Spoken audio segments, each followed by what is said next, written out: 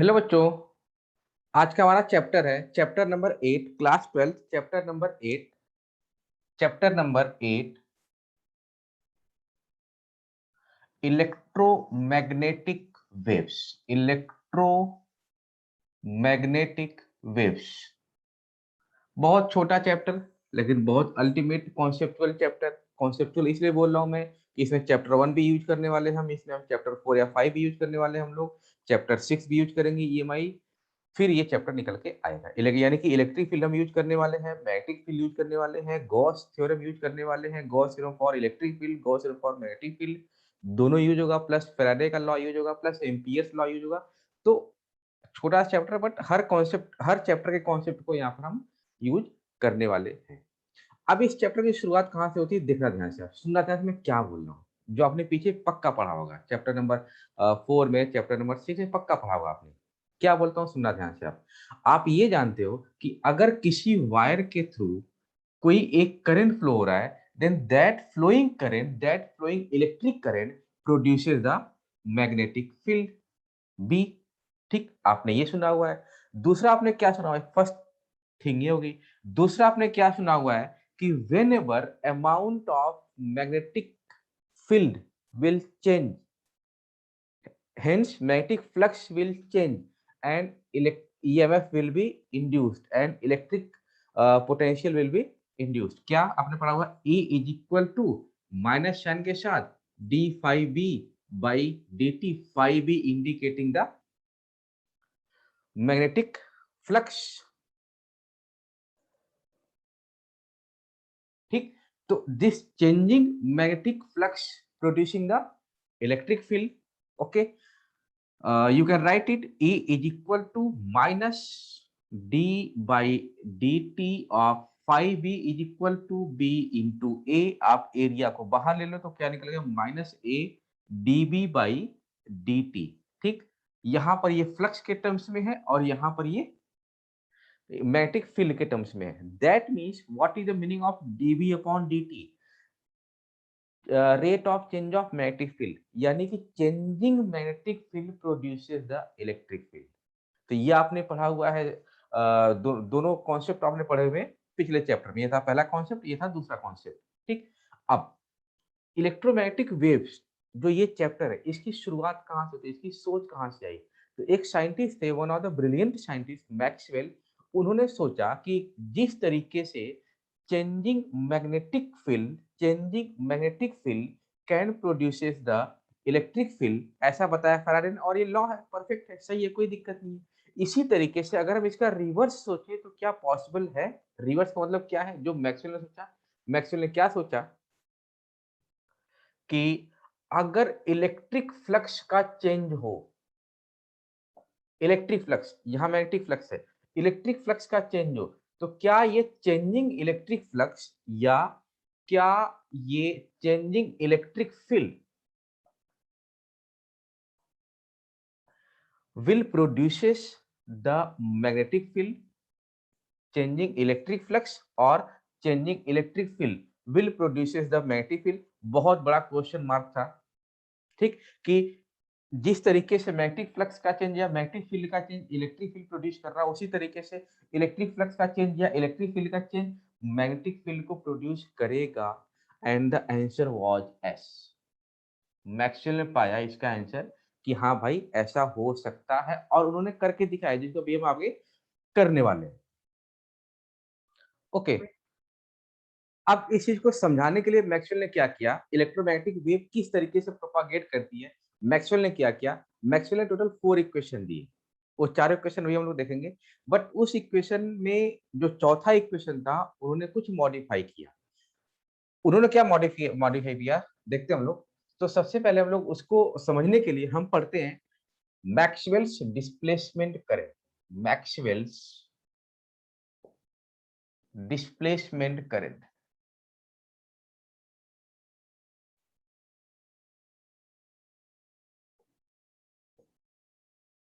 What is this. समझो क्या होता है। इस कॉन्सेप्ट से पहले, मैक्सवेल के इस कॉन्सेप्ट के देने से पहले क्या था कि हमें ये पता था कि अगर कहीं करंट फ्लो हो रहा है, दैट मीन्स वहां पर एक वायर का होना जरूरी है, that means circuit must be close. ठीक, बट मैक्सवेल ने कहा ऐसा नहीं। अगर हम लोग चेंजिंग वोल्टेज सप्लाई दे, पावर सप्लाई दे, तो अगर सर्किट क्लोज भी नहीं रहेगी तब भी वहां पर करंट फ्लो होगा। कैसे क्या था उन्होंने, देखते हैं इसको। कॉन्सेप्ट क्या था मैक्सवेल का, what was the concept, changing electric field will produces the magnetic field.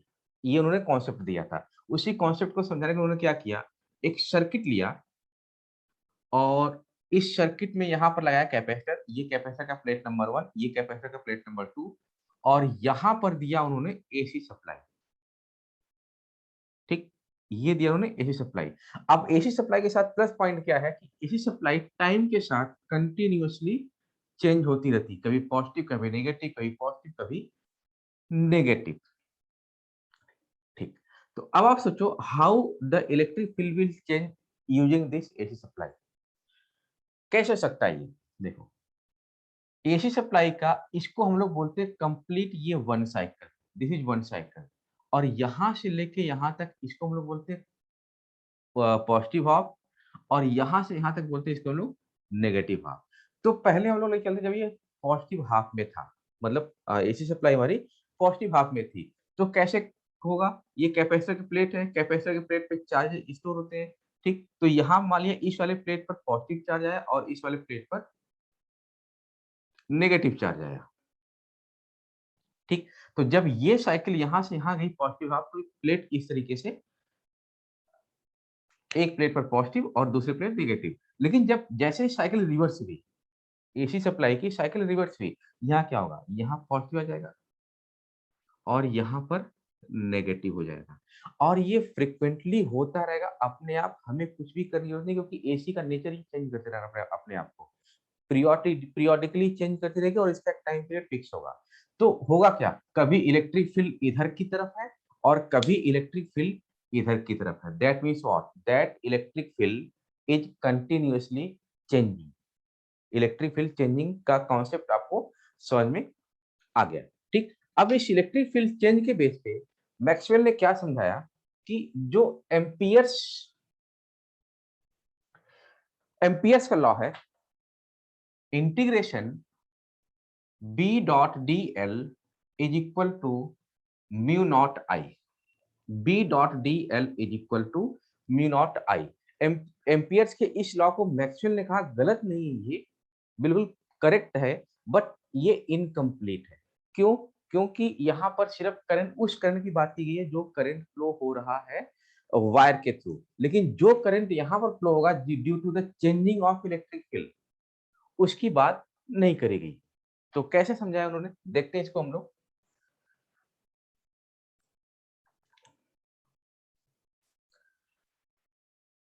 अब मैक्सवेल ने क्या समझाया, मैक्सवेल ने समझाया जो करंट यहां से स्टार्ट हुई, यहां से स्टार्ट हुई, यहां से स्टार्ट हुई, इसको बोला गया आईसी। आईसी मतलब कंडक्शन करंट। आईसी मतलब क्या हो गया, कंडक्शन करंट। ठीक, और वही करंट यहां से यहां भी फ्लो हो रही थी, बिल्कुल कंप्लीटली ये फ्लो हो रही थी, दैट मीन सर्किट कंप्लीट था। तो यहां भी आईसी और यहां भी आईसी, कंडक्शन करंट। अब यहां पर वायर नहीं है, यहां पर कैपेसिटर के दो प्लेट्स हैं और प्लेट के बीच में क्या है, प्लेट के बीच में है वैक्यूम। अभी हम इसको डायलेक्ट्रिक लेकर नहीं चल रहे, हम मान के चलेंगे प्लेट के बीच में वैक्यूम। जब प्लेट के बीच में वैक्यूम है और जो करंट यहाँ फ्लो हो रही थी वही करंट यहाँ भी फ्लो हो रही है, तो यहाँ क्या हो रहा होगा, कुछ तो हो रहा होगा जिस वजह से यही करंट यहाँ पे चलेगी, वायर तो हो नहीं रहा है। तो यहाँ पर जो करंट फ्लो हुई, क्योंकि सर्किट ब्रेक होगा तो ये करंट यहाँ तक आएगी, यहाँ नहीं आएगी, लेकिन यहाँ भी करंट, वही करंट जो करंट यहाँ थी वही करंट यहाँ भी आ रही है, मतलब यहाँ भी कोई करंट फ्लो हो रही है और उसकी मैग्नीट्यूड वैल्यू बिल्कुल इसी के बराबर है। तो जो करंट वायर के थ्रू फ्लो हुआ, मैक्सवेल ने उसको नाम दिया आईसी, कंडक्शन करंट। और जो करंट यहाँ फ्लो हो रहा था वो कौन सा करंट है, देखते हैं उसको हम लोग अभी। इसको बोल दिया उन्होंने I D, I D indicating the displacement current, I D indicating the displacement current. ठीक, और इस आईडी की उन्होंने डेफिनेशन दिया, क्या डेफिनेशन दिया हेडिंग आएगा हमारा, एक छोटा सा हेडिंग आएगा इसी पार्ट में, डिस्प्लेसमेंट करंट। ठीक, इसकी हेडिंग क्या आएगी, डिस्प्लेसमेंट करंट हेडिंग क्या आएगी, सॉरी डेफिनेशन क्या आएगी, लिखता हूं मैं इसको, displacement current is is that current which comes into existence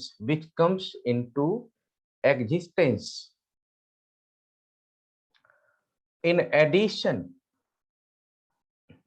with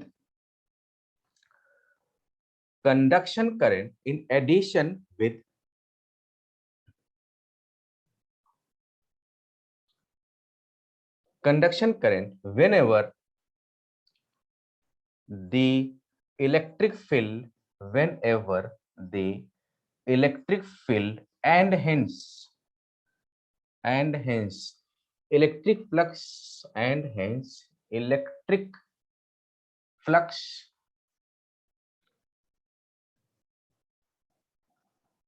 changes।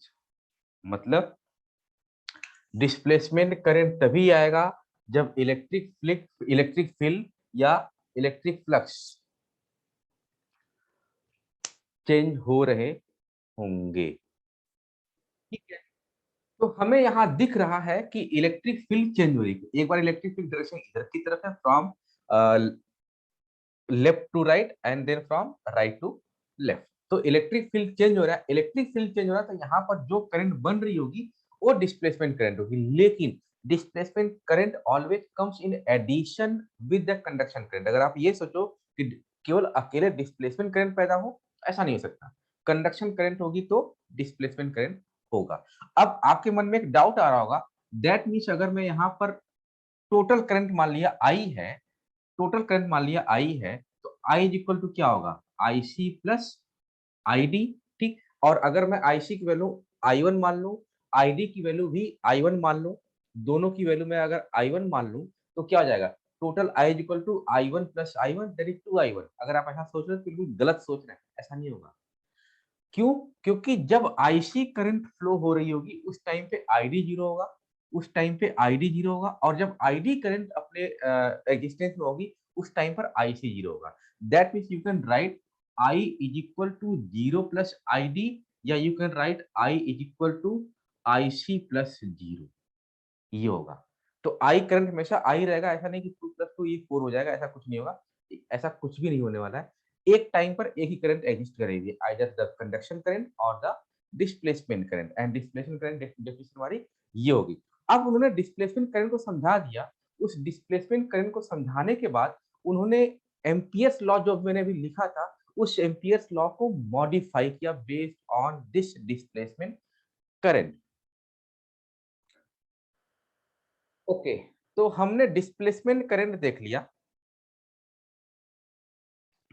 उस डिस्प्लेसमेंट करंट के बेस पे जो नेक्स्ट टॉपिक आता है हमारा, वो इसी के अंदर ही है। वो क्या है, देखते हैं इसको। Modified Ampere's law, modified Ampere's law. अब एम्पियर्स लॉ क्या है हमारे पास, मैंने लिखा था अभी इसको, integration B dot D L is equal to mu naught I. मैं एक्चुअली लिखा था कि ये इन्होंने सिर्फ कंडक्शन करंट की बात की थी। ये हो गया हमारा एम्पियर्स लॉ, जो एम्पियर्स ने दिया था, एम्पियर्स लॉ। ठीक, अब क्या लगता है इसको मैं, Maxwell stated that the above equation is not incorrect, गलत नहीं है, but it is incomplete,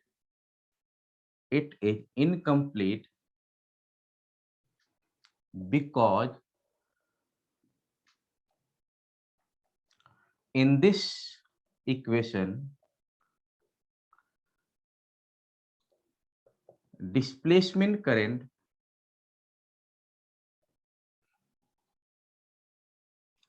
is not discussed. So a modification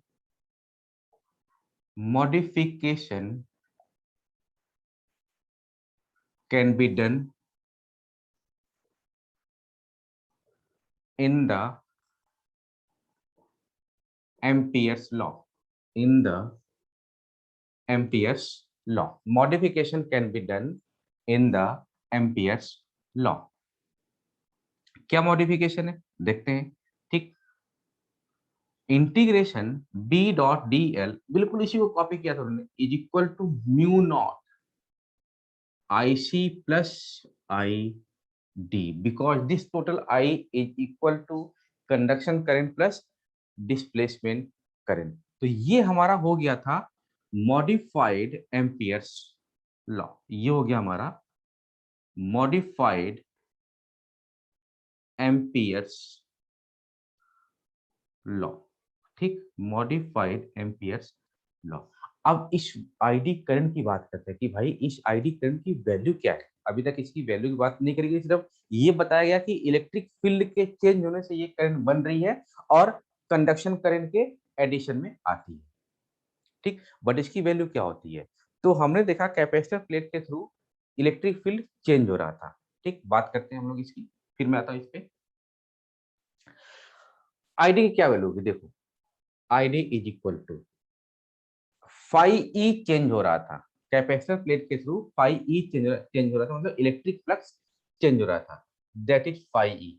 तो इसको लिख सकते हैं हम लोग, I D is equal to D phi E by D T, D phi E by D T, rate of change of electric flux. ठीक, अब जहां भी इलेक्ट्रिक फ्लक्स चेंज हो रहा था तो मैंने वहां क्या लिया था, कैपेसिटर प्लेट में क्या लिया था, वैक्यूम। तो यहाँ पर हमारी वैक्यूम की परमिटिविटी आ जाएगी एप्सिलॉन नॉट। तो this is the formula for displacement current, ID is equal to rate of change of electric flux. ठीक, अब कैपेसिटर के प्लेट को अगर आप देखोगे ध्यान से तो क्या हो जाएगा, उसके टर्म में लिखोगे आप, तो epsilon naught is equal to D by D T, phi E is equal to क्या हो जाएगा, electric field into area, electric field into area. तो आईडी इज इक्वल टू, और area of what, area of capacitor plate जो लिया था हमने, तो एप्सिलॉन नॉट ए आ जाएगा बाहर, D E by D T. आप इसको लेके चलो, क्योंकि डेफिनेशन में, डिस्प्लेसमेंट करंट की डेफिनेशन में मैंने दोनों वर्ड लिखे हुए थे, इलेक्ट्रिक फील्ड भी लिखा हुआ था और इलेक्ट्रिक फ्लक्स भी लिखा हुआ था।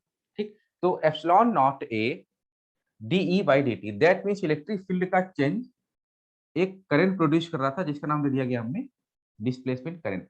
अब जो कॉन्सेप्ट की बात की स्टार्टिंग में कि क्या इलेक्ट्रिक फील्ड का चेंज मैग्नेटिक फील्ड बनाएगा, उस पे आता हूं मैं। देखो अभी एक सेकंड में आ जाएगा इसका answer.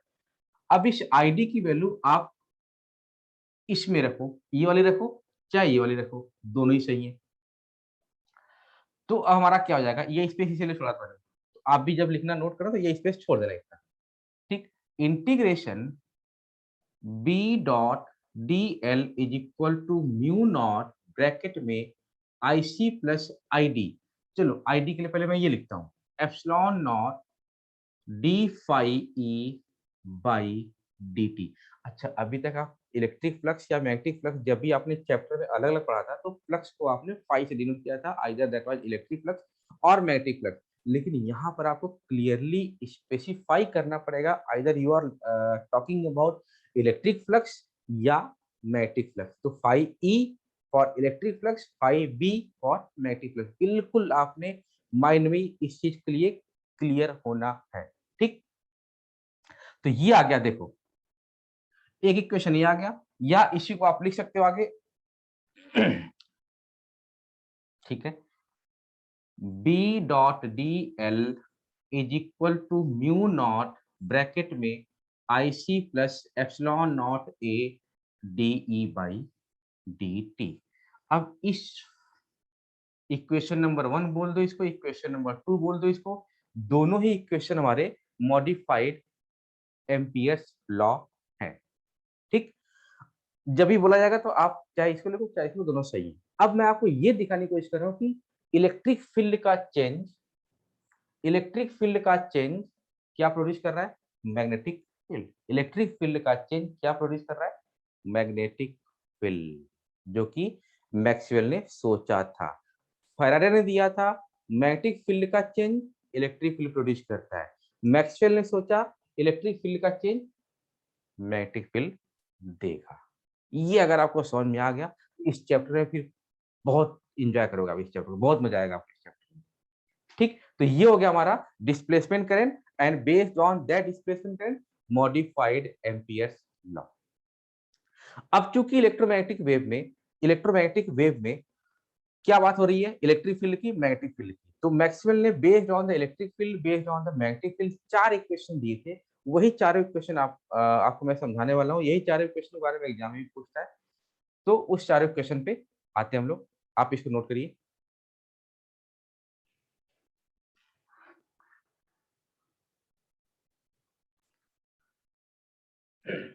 Maxwell's equation, Maxwell's equations for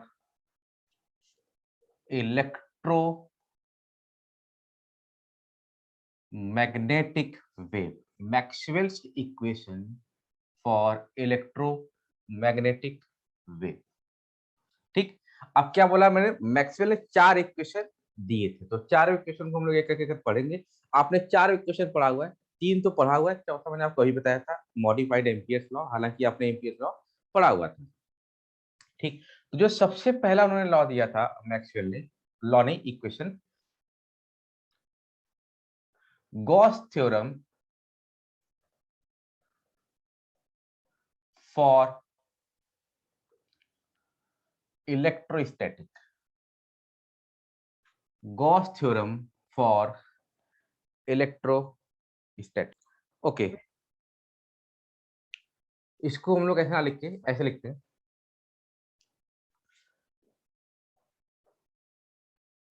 Gauss law for electrostatics.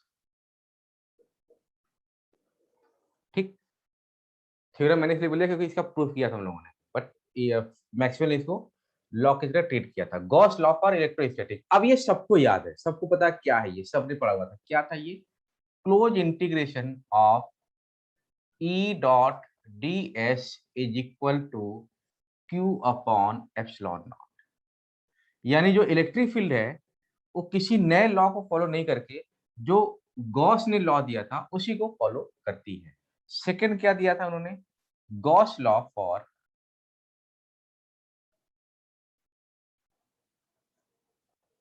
Magnetism. अब ये भी सबको याद होगा, क्योंकि जो मैग्नेटिक फील्ड होगा, मैग्नेटिक फील्ड भी इसी को फॉलो करेगा, इसी लॉ को फॉलो करेगा। क्या था ये law? Close integration of B dot D S equal to zero.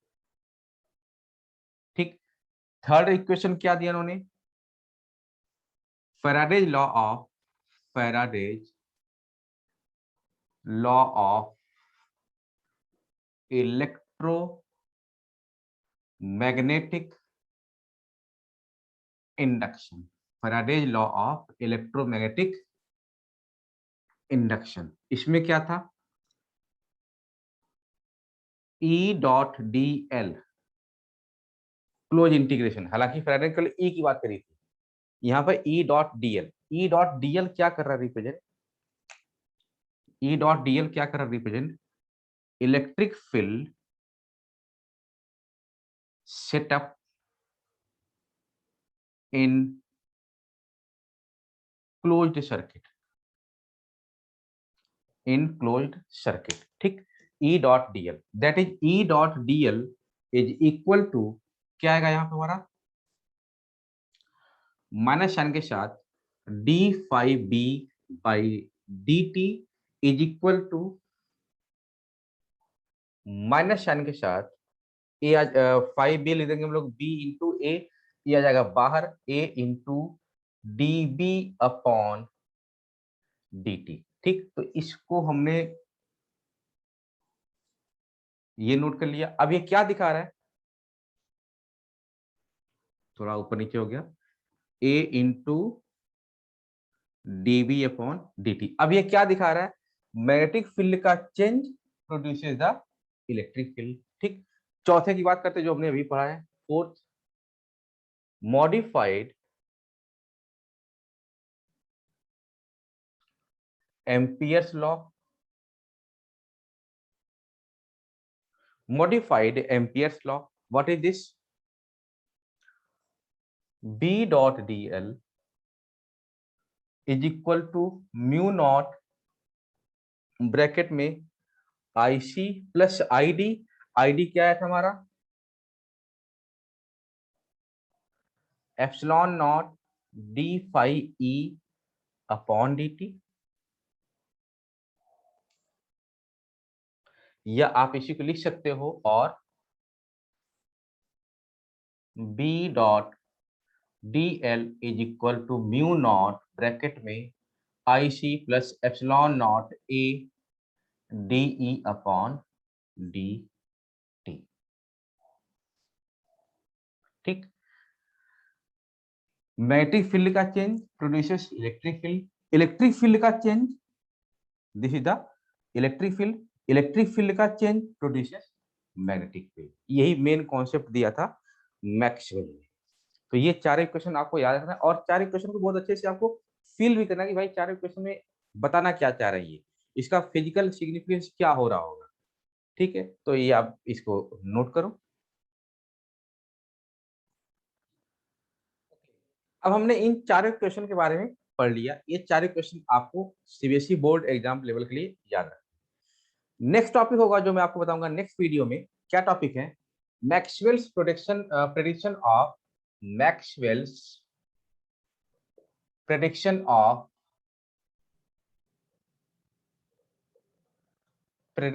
Of electromagnetic waves. Maxwell's prediction of electromagnetic waves. अब इसमें मैक्सवेल ने ये बताने की कोशिश की कि भाई इलेक्ट्रिक फील्ड है, मैग्नेटिक फील्ड है, दोनों ने मिल के इलेक्ट्रोमैग्नेटिक वेव बनाया। वो इलेक्ट्रोमैग्नेटिक वेव, अब वेव है तो आगे बढ़ेगी, जैसे पानी में अगर आप पत्थर मारोगे तो उसमें एक वेव बनती है, that is a magnetic mechanical wave.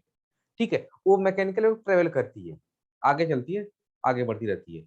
उसी तरीके से हमारी जो इलेक्ट्रोमैग्नेटिक वेव बनेगी, ये कैसे आगे बढ़ेगी, तो इस कॉन्सेप्ट को हम लोग समझेंगे नेक्स्ट वीडियो में। थैंक यू, आज के लिए इतना ही। Okay, thank you.